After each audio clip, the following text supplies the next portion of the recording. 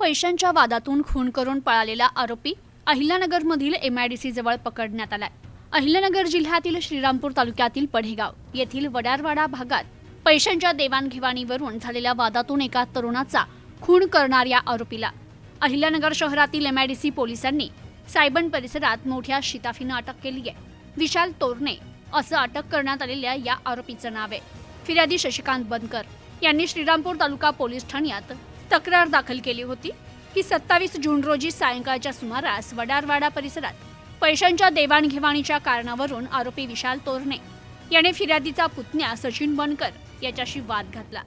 या वादाचं रूपांतर हाणामारीत झालं आणि आरोपीने सचिन याच्या पोटात, पाठीत आणि तोंडावर लाथाबुक्क्यानं गंभीर मारहाण केली। त्यामुळे सचिनच्या पोटात मोठ्या प्रमाणात अंतर्गत रक्तस्राव झाला, ज्यात त्याचा दुर्दैवी मृत्यू झाला।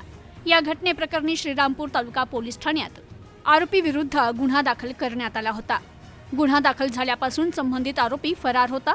दरम्यान हा आरोपी नगर MIDC परिसरातील सायबन भागात आल्याची माहिती गुप्त बातमीदाराकडून सहाय्यक पोलीस निरीक्षक हेमंत थोरात यांना मिळाली।